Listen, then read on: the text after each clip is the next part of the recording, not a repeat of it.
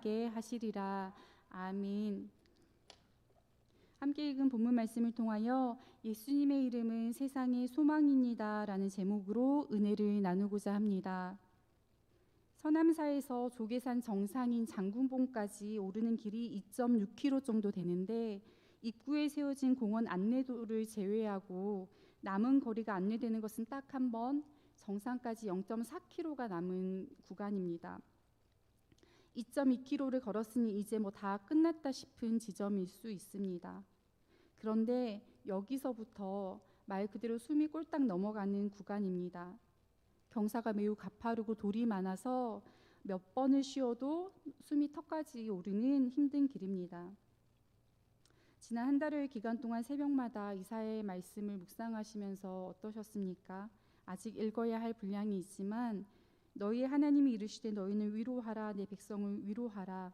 마음에 닿는 아주 세밀하고 따뜻한 음성으로, 또 듣지 못하는 사람이 없도록 큰 소리로 너희의 노역이 때가 끝났다고, 죄악이 사함을 받았다고, 하나님께서 위로하실 것이라고, 나는 너희의 하나님이시라고 선포하시는 하나님의 그 신실하신 사랑이 참 크고 놀라웠습니다. 그런데 그럼에도 귀를 틀어막고 주님의 음성을 듣지 않는 우리의 연약함, 여전히 죄에 사로잡혀서 주저앉아서 울고 있는 우리의 속사람을 발견하며 가슴을 치기도 했습니다. 등산로의 오름과 내림처럼 하나님의 위로와 우리의 비참함을 오가며 웃고 울었습니다. 61장의 말씀을 묵상하면서 본문의 말씀이 마치 조계산 서남사 등반 코스의 유일한 지점 안내 표지판과 같다는 그런 생각이 들었습니다. 오름과 내림을 건너라 힘들었지요. 어쩌면 더 힘든 길이 남아 있습니다. 그렇지만 포기하지 마세요. 정상이 있습니다. 라고 하는 메시지로 들렸습니다. 성도 여러분, 우리는 우리의 인생을 항해에 비유하곤 합니다. 주님께로 나아가는 항해, 순풍이 불어서 순항을 하는 시기도 있지만 때로는 폭풍우가 몰아쳐서 흔들리기도 하고 안개가 가득 내려앉아서 어디로 가야 할지 도무지 앞이 보이지 않는 답답한 시기도 있습니다. 그럼에도 우리의 표대이신 하나님을 향해서 잠잠히 나아가는 것, 우리의 걸음을 멈추지 않는 것이 믿음이 있는 성도의 인생입니다. 하나님께서는 말씀을 통하여 오늘 우리에게 힘든 인생길, 어려운 항해일지라도 절대로 포기하지 말라고, 한 걸음만 더 걸어보라고 아주 확실하고 강력한 소망을 보여주십니다. 1절, 2절의 말씀을 함께 읽겠습니다.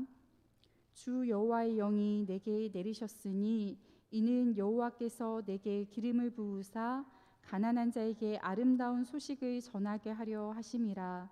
나를 보내사 마음이 상한 자를 고치며 포로된 자에게 자유를, 갇힌 자에게 노임을 선포하며 여호와의 은혜의 해와 우리 하나님의 보복의 날을 선포하여 모든 슬픈 자를 위로하되. 아멘.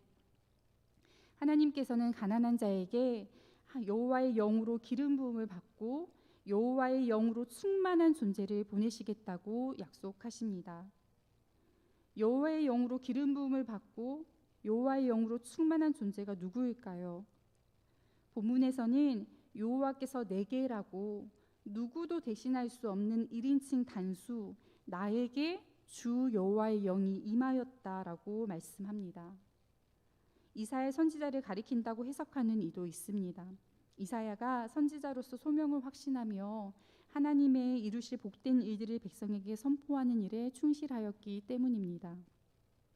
그런데 누가복음 4장에서 예수님은 공생애를 시작할 무렵 회당에서 본장 1절 2절의 예언을 읽으시고 이 글이 오늘 너희 귀에 응하였느니라 라고 자기 자신에게, 예수님 자신에게 적용하십니다.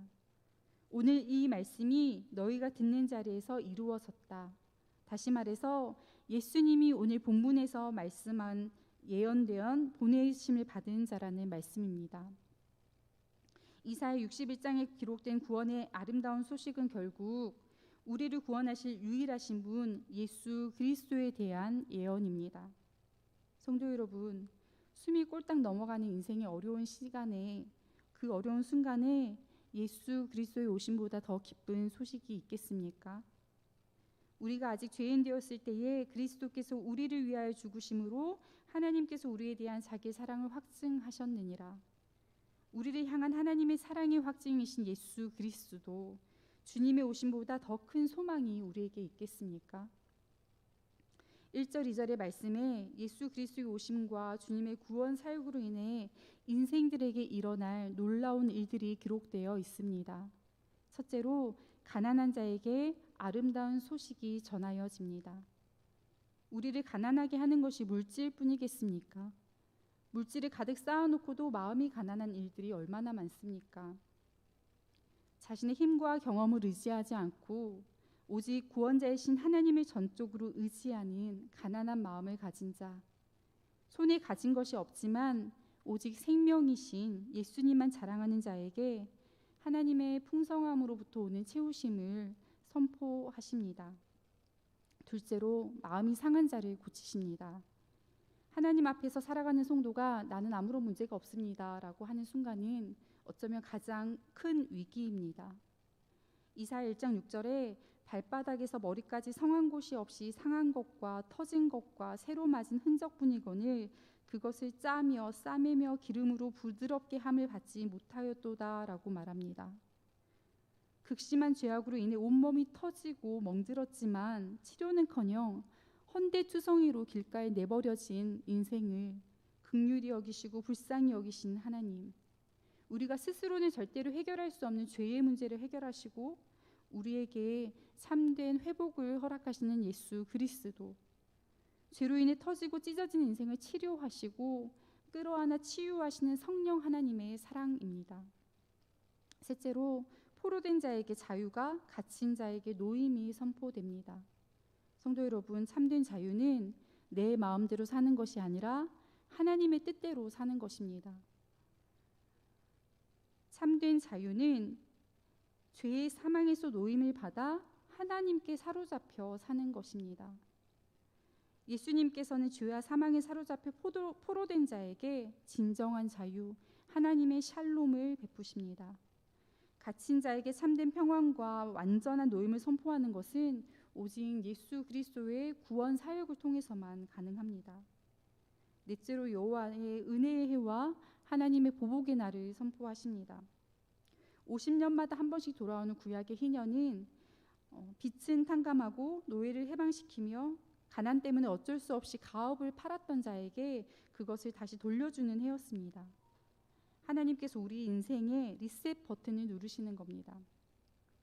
메시아가 사람들을 얽어매는 죄의 삭을 완전히 치르시고 사람들이 지고 있는 죄의 짐을 완전히 벗기십니다.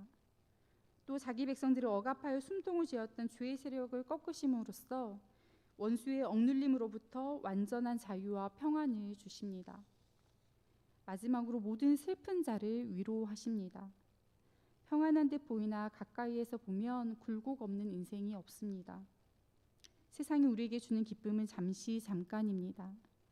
손가락 사이로 빠져나가는 모래알처럼 인생의 기쁨이 덧없음을 우리는 너무나 잘 압니다. 하나님은 예수 그리스도를 통하여서 죽음과 극복하기 힘든 절망의 상황 아래 날개가 젖어 파닥거리는 어린 새처럼 떨고 있는 우리의 인생을 위로하십니다. 성도 여러분, 가난한 자, 마음이 상한 자, 포로되고 갇힌 자, 슬픔을 당하여 허덕이는 자가 누구입니까? 내 인생, 우리의 인생으로 고백되어진다면 그것은 하나님의 은혜입니다. 이토록 연약한 우리의 인생에 오직 예수님만이 소망이 되십니다. 우리가 가능한 빨리 깨달아야 할 것은 예수 그리스도가 우리에게 필요한 전부라는 사실입니다. 3절 말씀을 함께 읽겠습니다. 무릇 시온에서 슬퍼하는 자에게 화관을 주어 그 죄를 대신하며 기쁨의 기름으로 그 슬픔을 대신하며 찬송의 옷으로 그 근심을 대신하시고 그들이 의의 나무 곧 여호와께서 심으신 그 영광을 나타낼 자라 일컬음을 받게 하려 하심이라. 아멘. 하나님께서는 예수 그리스도의 구원 사역을 통하여서 슬퍼하는 사람들에게 제 대신 화관을 씌우시고 슬픔 대신에 기쁨의 기름을 발라주시며 괴로운 마음 대신에 찬송이 가득한 마음을 허락하시겠다고 약속하십니다. 그리스도로 인하여 회복된 사람들은 이제 의의 나무, 하나님께서 스스로 영광을 나타내시려고 손수 심으신 나무라고 일컬음을 받을 것이라 말씀하십니다. 또 6절에서 오직 너희는 여호와의 제사장이라 일컬음을 받을 것이라 사람들이 너희를 우리 하나님의 봉사자라 할 것이며 라고 말씀합니다. 하나님께서 죄로 인해 죽게 되었던 우리를 주님의 제사장으로 하나님의 봉사자로 회복시키시겠다고 말씀하십니다. 8절에서는 물은 나 여호와는 정의를 사랑하며 불의의 강탈을 미워하여 성실히 그들에게 갚아주고 그들과 영원한 언약을 맺을 것이라고 말씀하십니다. 공평을 사랑하고 불의와 약탈을 미워하는 주님께서 이스라엘 백성의 수고를 성실하게 보상하여 주시고 그들과 영원한 언약을 세우시겠다고 약속하십니다. 주님의 제사장, 하나님의 봉사자로 회복된 우리, 죄로 인해 터지고 찢긴 인생을 긍휼히 여기셔서 용서하시고 위로하시는, 새롭게 하시는, 언약을 세우시는 은혜를 입은 우리입니다. 그런데 이러한 은혜를 받은 우리가 우리의 삶 가운데 왜 자꾸 넘어지고 실패하는 걸까요? 우리가 하나님의 은혜를 경험할 때에 걸림돌이 되는 것이 무엇입니까? 바로 여전히 변하지 않는 우리 삶의 자리입니다. 하나님의 은혜와 현실의 문제 사이에서 갈팡질팡하다가 주신 은혜를 놓아버릴 때가 참 많습니다. 하나님께서 위로를 선포하시고 회복을 약속하셨으니 이제 우리를 다시 에덴에 세워주셨으면 좋겠는데 우리 인생은 여전히 숨이 꼴딱 넘어가는 0.4km 구간에 머물러 있습니다. 우리는 하나님의 언약 안에서 주 여호와의 영에 사로잡힌 바 된 삶을 살아가야 하는데 우리 인생에는 여전히 고통스럽고 어려운 일들이 산재해 있습니다. 하나님은 요한복음 16장 33절에서 이것을 너희에게 이르는 것은 너희로 내 안에서 평안을 누리게 하려 함이라. 세상에서는 너희가 환난을 당하나 담대하라. 내가 세상을 이기었노라 라고 말씀하십니다. 성도 여러분, 예수님께서 예수님을 믿는 우리가 세상에서 환난 당하는 것이 당연하다라고 말씀하십니다. 그러나 예수님께서 세상을 이기셨다고 용기 내라고 말씀하십니다. 하나님은 우리를 앞세워 걷게 하지 않으시고 예수님께서 앞서 가신 길을 따라 걸으라고 말씀하십니다. 예수님의 걸으신 길이 순탄하지 않았으니 따라 걷는 우리에게도 고난이 있는 것이 당연하지만 예수님께서 이미 승리하신 길이라고, 그러니 우리는 고난 가운데에서도 예수님의 평안을 소망하라고 말씀하십니다.